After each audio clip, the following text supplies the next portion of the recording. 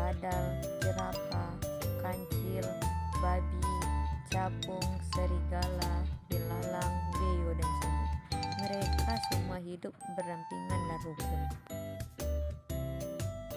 Suatu hari, si kancil yang terkenal dengan segala kecerdikannya menyampaikan pendapat untuk membentuk satu kelompok yang mempunyai seorang pemimpin yang selalu melindungi rakyatnya.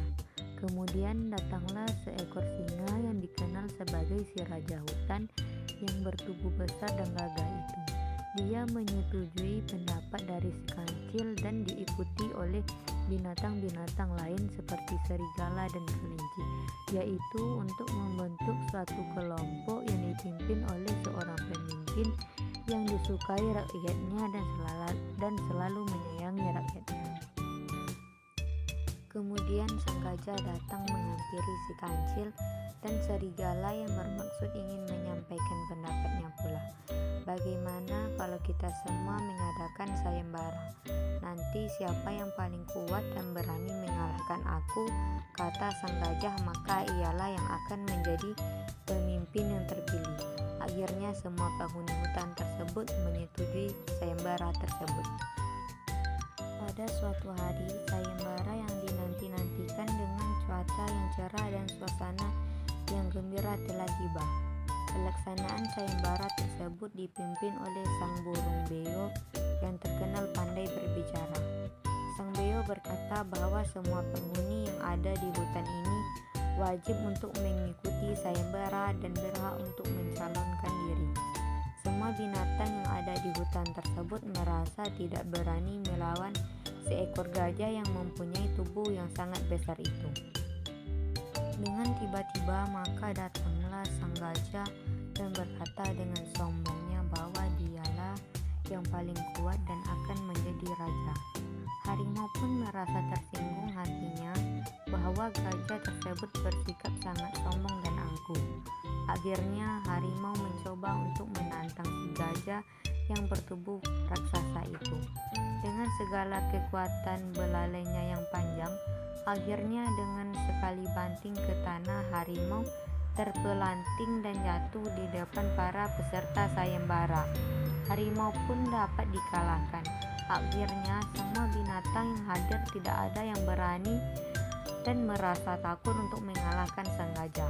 Dengan kesombongannya yang mulai meningkat, dia menakut-nakuti semua binatang yang hadir dengan menjulurkan belalainya dan mengibas-ngibaskannya di hadapan semua binatang yang hadir dan merasa paling kuat dan hebat. Karena dengan kesombongannya, gajah pun tidak disenangi oleh semua binatang yang ada di hutan tersebut. Dalam suasana yang gaduh, tiba-tiba datanglah seekor semut keluar dari balik batu hitam dan masuk ke arena sayembara. Aku akan mengikuti sayembara ini. Bolehkah aku ikut sayembara?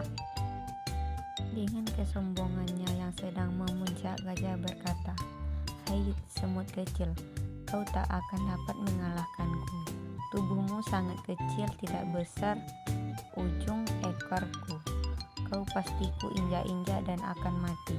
Gajah tertawa berbahak-bahak sambil mengacung-acungkan belalainya, menggeleng-gelengkan kepalanya dan mengibas-ngibaskan daun telinganya yang besar dan lebar itu. Semut pun merasa kesal, tapi dia tetap tenang dan rendah hati. Sang gajah mulai menginjak-injak semut dengan kakinya yang besar dan pasti akan mati. Tapi si semut cerdik, dengan menggunakan akalnya dia perlahan-lahan naik ke atas punggung gajah dan menggigit-gigit tubuh gajah. Gajah berguling-guling di tanah dan berteriak minta tolong, tapi tak seekor binatang pun yang mau menolongnya. Semut pun tak berhenti sampai di situ karena dia tahu kelemahan sang gajah, yaitu pada telinganya yang besar dan lebar itu. Dia tetap merayap dan masuk ke lubang telinga sampai terus menggorogati isi telinga. Gajah pun menangis sambil meraung-raung kesakitan. Tubuhnya yang sangat besar itu berguling-guling di tanah karena merasa menahan kesakitan. Gajah pun berteriak-teriak dan muali menyerah. Semut merasa kasihan dan keluarlah dari lubang telinga. Semua yang hadir menertawakan si gajah. Akhirnya sang gajah menyerah, mengakui kekalahannya dan meminta maaf kepada semua yang hadir di arena sayembara, terutama kepada sesemut kecil yang cerdik dan berani itu. Maka keluarlah sesemut dari lubang telinga sambil berkata, "Makanya hai gajah, janganlah kau mempunyai sifat yang sombong dan angkuh walaupun kau bertubuh besar, tapi ada yang lebih besar dari kamu. Kau bertubuh kuat namun ada yang lebih kuat dari kamu. Kekuatan tenaga tidak selalu dapat menolong, namun kecerdikan otak selalu di atas segalanya," kata si semut. Gajah hanya terdiam, merasa sangat malu. Binatang lain hanya bisa menyaksikan kekalahan gajah. Mereka tertawa dan bersorak-sorai. Salah satu binatang yang turut menonton dan menyaksikan pertarungan memberikan komentar, "Makanya jangan suka meremehkan orang lain."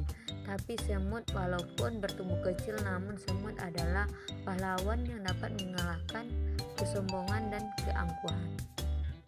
Akhir cerita yang dapat dipetik dari kisah ini adalah sehebat-hebatnya kita, namun ada orang lain yang lebih hebat dan punya keahlian yang lebih tinggi di atas kita.